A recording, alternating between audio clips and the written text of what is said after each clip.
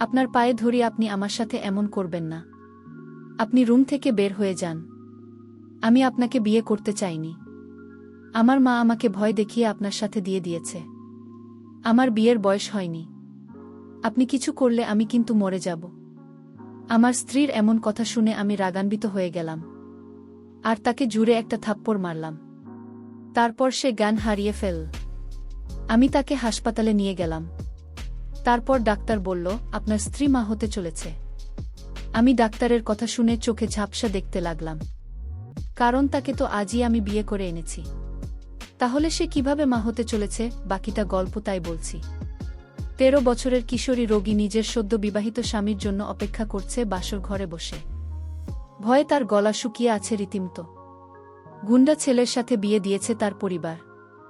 এসব তার বরবোন থেকে শুনেছে রুবি। লাল টুকটুকে শাড়ি পরে আছে মেয়েটি। এই শীতের মধ্যে রীতিমত ঘেমে যাচ্ছে। তখনই কারো পায়ের আওয়াজ পেল সে। হাত পা আরও গুটিয়ে বসে। দরজা আটকানোর আওয়াজ পেয়ে ভয়ে বুক ধুকপুক করছে। এভাবে হাত পা লুকিয়ে বসে আজ কেন? লোকটার গম্ভীর পুরুষালী আওয়াজে মাথা তুলে তাকায় রবি তার দিকে। তবুও মুখ দিয়ে কোনো আওয়াজ বের করে না।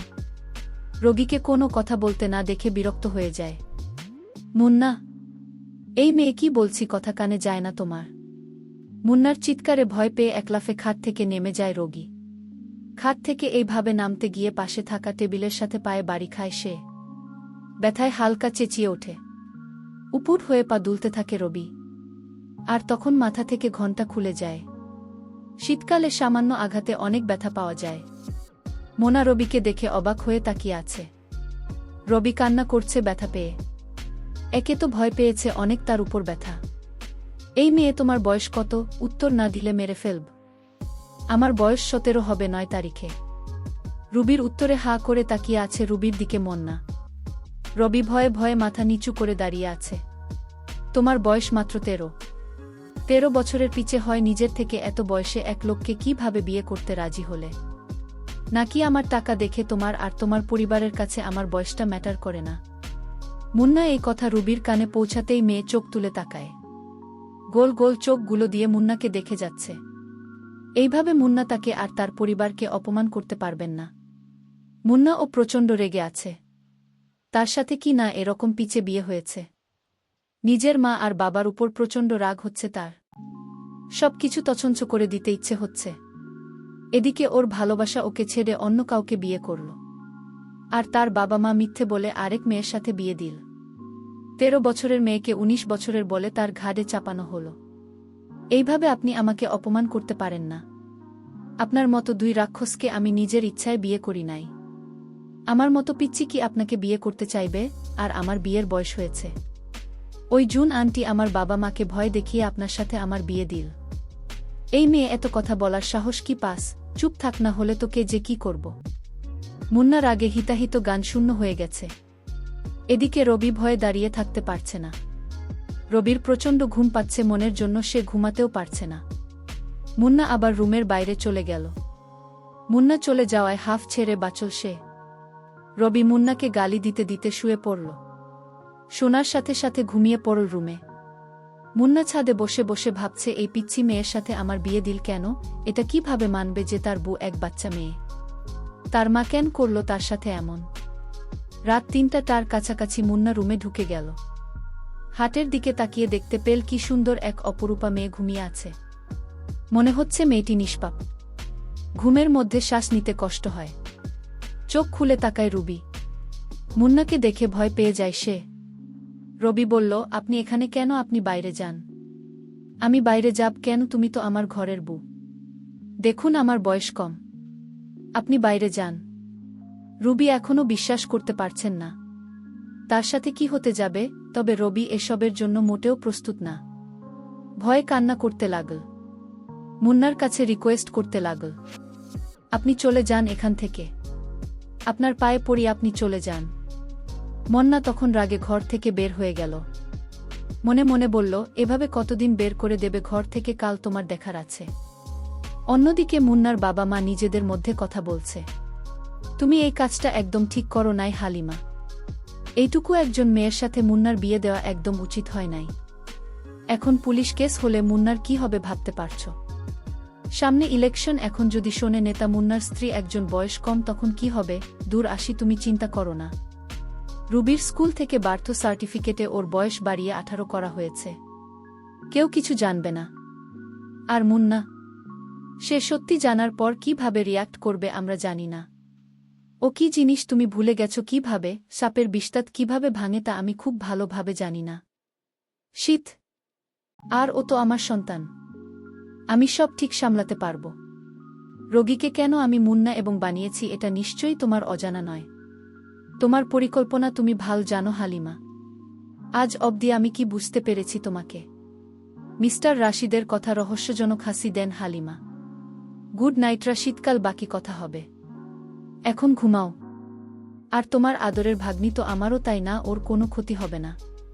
এটাই ভালো, তুমিও জানো তুমি আমার জন্য কি, ওর কিছু হলে বুঝতেই পারছ। শুভরাত্রি। মুন্না রবি রুম ছেড়ে অন্যদিকে ঘুরে বেঘরে ঘুমোচ্ছে। রবির চোখ দিয়ে পানি গড়িয়ে পড়ছে।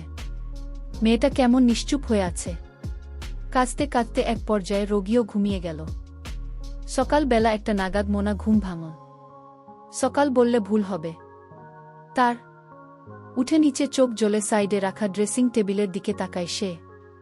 আয়নায় তাকিয়ে অবাক হয়ে যায় মুন্না। মেয়েটা নিষ্পাপ শিশুর মতো ঘুমাচ্ছে। কিন্তু আমার হাতে তেমন ঘুম হয় না। সবার ইচ্ছা থাকে এমন একটা রাতের আশায়। কিন্তু আমার কপালে কি জুটল, আমার কিছুই ভালো লাগছে না।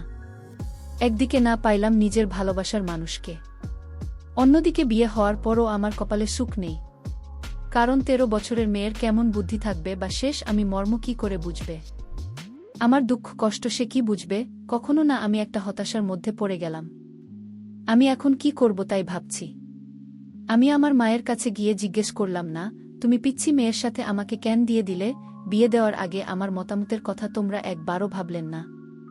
আমার ভালোমন্দ পছন্দ অপছন্দ বলতে কিছু আছে তো? মা তখন উত্তর দিল, তোর মতো এমন বেকার ছেলের কাছে কি বিয়ে দিবে? আমি যা করেছি তা ভালোর জন্যই করেছি। মেয়েটা ভীষণ সুন্দরী, লক্ষ্মী একটা মেয়ে। মায়ের কথা শুনে আমার খুব রাগ হলো। আমি বলেছিলাম না তুমি তোমার বোমাকে নিয়ে সংসার করো, আমি আজই বাড়ি থেকে চলে যাব। কেন, তোর কি হয়েছে? বোমাকে পছন্দ হয়নি? পছন্দ হয়েছে, কিন্তু সে তো আমার কথা রাখে না। কি করে যে তোমাকে বুঝি না? তুমি আমার কষ্ট বুঝবে না মা। তুমি কি করে ভাবলে একটা অল্পবয়সী মেয়ে স্বামী মনরক্ষা করতে পারবে? সে তো সংসার কি জিনিস সেটাই ভালো করে বোঝেন না। মা তখন আমাকে সান্ত্বনা দিয়ে বলল, একটু সবুর করো, সব ঠিক হয়ে যাবে। পরের দিন রাতে আমার স্ত্রী রুমে গেলাম, গিয়ে দেখি কান্না করছে। আমি তাকে ধমক দিয়ে বললাম, এই মেয়ে কি হয়েছে তোমার? তুমি এভাবে কান্না করছো কেন?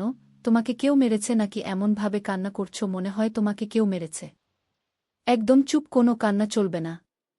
আমি বললাম, রাতের খাবার খেয়ে শুয়ে পড়ো। আমি নিচে শুয়ে পড়লাম। মনে মনে ভাবলাম এটা অবশ্যই ভদ্র, কিন্তু ও আমাকে ভয় পায়। কিছুদিন গেলে হয়তো সব ঠিক হয়ে যাবে। নিজের মনকে সান্ত্বনা দিলাম নিজেই। এরপর দিন সারা দিন বাইরে ছিলাম। রাতে ঘরে ফিরে দেখলাম আমার শাশুড়ি আমায় আসেন। আমি আমার শাশুড়িকে এই প্রথম দেখলাম, কারণ আমার বিয়েটা আমার মা আর শাশুড়ি আমরা দুজন মিলে গোপনে কাজ এনে দিয়েছিল। কিন্তু আমার মা বুঝতে দেয় না যে এটা তোর শাশুড়ি আম্মা। আমি আজ শাশুড়ি আমাকে দেখে চমকে উঠলাম। শাশুড়ি আমার বয়স খুবই কম। আমার কাছে মনে হচ্ছিল আমার বউ আর শাশুড়ি আমরা দুই বোন। আসলে বিষয়টা আমার কাছে রহস্যজনক। এটা কি করে সম্ভব? আমি কিছুতেই বিশ্বাস করতে পারছি না এটা আমার শাশুড়ি আম্মা হতে পারে। আমি আমার শাশুড়ি আমাকে সালাম করলাম। শাশুড়িমা বললেন, কেমন কাটছে তোমাদের বিয়ের জীবন? ভালো কাটছে না শাশুড়ি আম্মা আমাদের বিয়ের জীবন। আপনারা কেমন আমার কাছেই অল্প বয়সী মেয়েকে বিয়ে দিলে?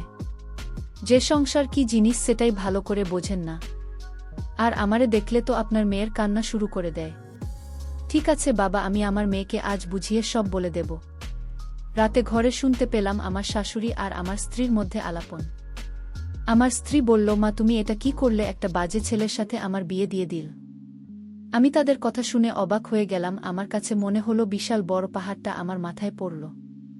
আমি তাদের কথা শুনে অবাক হয়ে গেলাম।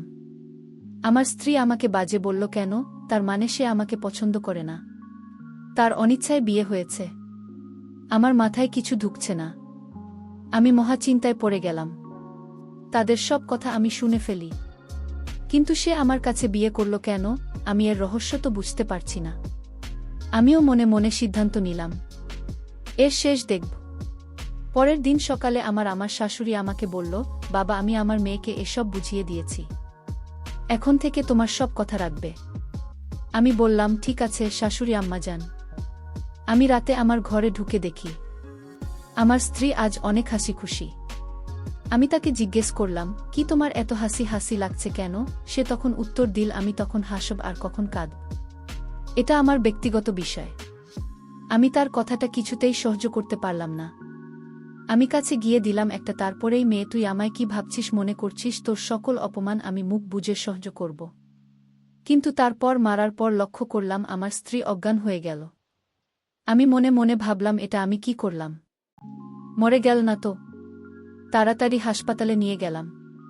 তারপর ডাক্তার বলল, আপনার স্ত্রী গর্ভবতী, আপনি বাবা হতে যাচ্ছেন, মিষ্টি খাওয়ান। আমি ডাক্তারের কথা শুনে অবাক হয়ে গেলাম। আমি দু চোখ দিয়ে অন্ধকার দেখতে পেলাম। আমার মাথায় মনে হয় বাজ পড়ল। এটা কি করে সম্ভব? আমি তো কিছুই বুঝতে পারলাম না। এটা কোন ধরনের পরীক্ষা? আমি ডাক্তারকে বললাম, দেখুন স্যার, আপনাদের কোথাও ভুল হচ্ছে। আপনারা আবার পরীক্ষা করে দেখুন, কারণ আমার সাথে তার কিছুই হয়নি। আমি আল্লাহকে ডাকতে লাগলাম, আল্লাহ, এটা আমায় কোনো পরীক্ষায় ফেলেছ। বিয়ে হয়েছে মাত্র কয়েকদিন হল, এখনই গর্ভবতী। এটা আমি মেনে নিতে পারব না। ডাক্তার সাহেব আমাকে তার সমস্ত রিপোর্ট দেখাল। ডাক্তার সাহেব ঠিকই বলেছে, আমার স্ত্রী মা হতে চলেছে। এটা রিপোর্ট দেখে স্পষ্ট বোঝা যাচ্ছে। আমি হাসপাতালের বারান্দায় এমন অবস্থায় দাঁড়িয়ে রইলাম। ডাক্তারবাবু কিছুক্ষণ পর বলল, আপনার স্ত্রীর জ্ঞান ফিরেছে। আপনি এখন তাকে বাসায় নিয়ে যেতে পারেন। আমরা কিছু ওষুধ লিখে দিচ্ছি, সেগুলো খাওয়ালে সব ঠিক হয়ে যাবে। আমি তাকে বাসায় নিয়ে গেলাম। মা বলল, বৌমার কি হয়েছিল বাবা? তুই ওরে হাসপাতাল নিয়েছিলি কেন? মা, তোমার বৌমা মা হতে চলেছে, তোমাকে আজ একটা খুশির খবর দিলাম। মা বলল, এটা তো খুশির খবর, আমার ঘরে নতুন মেহমান আসছে। আমি বললাম, মা, আমার বিয়ে হয়েছে কয়দিন হয়েছে সেই হিসাব তোমার কাছে আছে, আর তুমি নিশ্চয়ই ভালো করেই জানো আমার বিয়ে হয়েছে মাত্র 1 মাসও হয়নি। তাহলে সে কিভাবে মা হতে চলেছে? মা তখন আমায় বলল, তুই তো ঠিক বলেছিস, আমি তো ভুলেই গিয়েছি, তোদের বিয়ে হয়েছে মাত্র 1 মাস হয়েছে। আমি মাকে বললাম, না, তুমি আর রহস্য কি জানো, কিন্তু তা তুমি প্রকাশ করেছ না আমার কাছে। মা আমায় উত্তর না দিয়ে সোজা মায়ের ঘরে চলে গেল। আমি রাতে আমার স্ত্রী রুমে গেলাম, যেতে আমাকে বলল, আপনাকে অনেক কষ্ট দিয়েছি আমি, আপনি আমাকে মাফ কইরা দেন, কারণ আমার কি হতে কি হয়ে যায় সেটা বলা যায় না। সে বলল, আজ আমার একটা কথা রাখবেন। আমি বলেছিলাম, কি কথা? আমার স্ত্রী বলল, আজ আমি আমার নিজ হাতে আপনাকে ভাত খাইয়ে দেয়। আমি বলেছিলাম, হঠাৎ এত দরদ কোথা থেকে আসলো তোমার? এখন তুমি আমাকে ভয় পাও না? আমার স্ত্রী বলল, না, এখন আর আপনার ভয় পাই না। কেন এখন আমাকে ভয় পান না? সে বলল, 2 দিন আগে পরে তো মরতেই হবে, তাই আপনাকে ভয় পেয়ে কি লাভ? আমি তখন রাগে বললাম, তুই এখনই আমার ঘর থেকে বের হন। তোর কাছে আমার কিছু পাওনা দাওনা নেই, তুই বের হবি আমার ঘর থেকে। আমি আমার স্বামীর পায়ে ধরে বললাম, আপনি আমাকে আপনার ঘর থেকে বের করে দেন না। সে আমার পায়ে ধরে কান্না করতে লাগল। ঠিক আছে, আমার ঘরে তো কে জায়গা দিতে পারি, একটা শর্তে, তুই বলবি এত তাড়াতাড়ি কিভাবে মা হতে চল। সব কিছুই আপনাকে বলবো, আমি আপনাদের কথা দিলাম, কিন্তু আমার এ ঘর থেকে বের করে দেন না। ঠিক আছে, তাহলে বলো, তুই এত তাড়াতাড়ি কেমন হইলি? সে তখন আমার কাছে তার সত্য ঘটনাটা খুলে বলল। আমি সেটা শোনার সাথে সাথে আমি মাটিতে লুটিয়ে পড়ি। তার এই কথা শোনার পর আমার 2 দিন যাবত আমি অজ্ঞান অবস্থায় পড়ে রইলাম। সে আমাকে বলেছিল আমার বাবার টাকা পয়সা সম্পত্তি অনেক ছিল, আমি একজনকে খুব ভালোবাসতাম। বিয়ের আগে সে আমার সাথে ফেরেশতার মতো আচরণ করত। আমি ভেবেছিলাম সে অনেক ভালো। আমি বাবাকে বলেছিলাম, বাবা, বিয়ে যদি করতে হয় তাহলে আমি ওকেই করব। ছেলেটির নাম ছিল রঙিন। আমি রামিনকে আমার জীবনের চাইতেও বেশি ভালোবাসতাম। বাবা তখন বলেছিল, এই ছেলের সাথে বিয়ে আমি দিতে পারব না। আমার বাবা আমাকে বারবার নিষেধ করেছিল। আমি বাবাকে পরিষ্কারভাবে জানিয়ে দিলাম, আমি তাকে ছাড়া বাঁচব না। আমি আরও বলেছিলাম যদি তুমি রামের সাথে যদি বিয়ে না দাও তাহলে আমাকে চিরদিনের জন্য হারাবে বাবা। বাবা শেষ পর্যন্ত আমার কথা মেনে নিল এবং সেই ছেলের সাথে আমার বিয়ে দিয়ে দিল। বিয়ের 2-3 মাস আমার ভালোই কাটছিল। কিছুদিন পর তার আসল রূপ বেরিয়ে পড়ল। সে আমাকে প্রতিদিন আমার প্রতি অত্যাচার করত আর বলতো বাবার কাছ থেকে টাকা নিয়ে কাল আমার ঘরে আসবে, নইলে তোর এই ঘরে কোনো জায়গা নাই। আমি বেশ কিছুদিন টাকা এনে দিয়েছিলাম কিন্তু আমাকে খুব মারধর করত একটু কিছু হলে। পরে জানতে পারলাম ছেলেটি ভালো না। এর আগে আরও একটি মেয়েকে বিয়ে করে তার বাবার কাছে থেকে টাকা নিয়ে তাকে ছেড়ে দিয়েছে। সবাই এই ছেলেটিকে ভয় পায়, তার মুখের উপর কেউ কথা বলতে পারে না। যাকে ইচ্ছা তাকে সে নির্দ্বিধায় মেরে ফেলত। আমি তার এই চরিত্র দেখে ভাবলাম আমিও কাকে বিয়ে করেছিস, এ তো একটা দুশ্চরিত্র। তারপর বাবা আমাকে রামের ঘর থেকে নিয়ে আসে। এটাই আমার শাস্তি। আমার বাবার কথা না শোনার কারণে আজ আমার এই অবস্থা। তারপর আমি ডিভোর্স দিয়ে দিলাম। ডিভোর্স দেওয়ার পর ও আমাদের বাড়িতে আসত আর বাবাকে ভয় দেখিয়ে টাকা নিয়ে যেত। তারপর মা ভাবল তার ভাইয়ের ছেলের সাথে আমার বিয়ে দেবে, মানে আপনার সঙ্গে বিয়ে দিয়ে দিল। সত্যিকার অর্থে আপনার সাথে আমার বিয়ে হয়নি। আমাকে সেফ রাখার জন্য আপনার ঘরে আনা হয় বিয়ের নাটকে। এটা শুধু বিয়ের নাটক ছিল, কারণ আপনি নাকি অনেক সাহসী। তাই আপনার কাছে আমি শেষ থাকব, আর তাই আপনার সাথে আমার মিথ্যা বিয়ে দিয়ে দিল। আজ ডাক্তার যে বলল আমি মা হতে চলেছি, এটা রামের সন্তান। আপনি ভয় পাবেন না, কারণ আমি এই বিয়েতে রাজি ছিলাম না। আমার মা আমাকে রাজি করাতে বাধ্য করেছে, কারণ সত্যিকার অর্থে আপনার সাথে আমার বিয়ে হয় নাই। মা কৌশলে আপনার বাড়িতে বিয়ে নামক উপসর্গ দিয়ে আপনার বাড়িতে আমাকে রাখা হয়েছে, কারণ আপনার কাছে যদি আমি থাকি তাহলে আমি ভেবে নেবে যে আমার বিয়ে হয়ে গেছে। যেহেতু আপনার সাথে আমার বিয়ে হয়নি, এটা যেহেতু নাটক ছিল, তাই আমি আপনার সাথে দুর্ব্যবহার করেছি। আপনি আমাকে ক্ষমা করে দিলেন। আমি কাল যে দিকে দু চোখ যায় সে দিকেই চলে যাব, তাও আপনারা আর কষ্ট দিবে না। আমার নাটকের স্বামী তখন বলল, আমি যে তোমায় ভালোবেসে ফেলেছি, এখন কি তুমি আমাকে ফিরিয়ে দেবে? আমার ঘরে একটা জীবন থেকে যাও, আমি তোমার সকল দায়িত্ব নিয়ে নিলাম। তুমি যদি রাজি থাকো তাহলে আমি তোমাকে সত্যিই বিয়ে করতে রাজি। ওর কথা শুনে মনে হলো আমি আবার নতুন একটা জীবন পেয়েছি। তারপর বাকি জীবনটা তার ঘরেই কাটিয়ে দিলাম। বন্ধুরা, গল্পটি কেমন লাগল তোমরা কমেন্ট করে জানিয়ে দিও। আর এরকম গল্প পেতে আমার চ্যানেলটিকে সাবস্ক্রাইব করে পাশে থাকুন। ধন্যবাদ।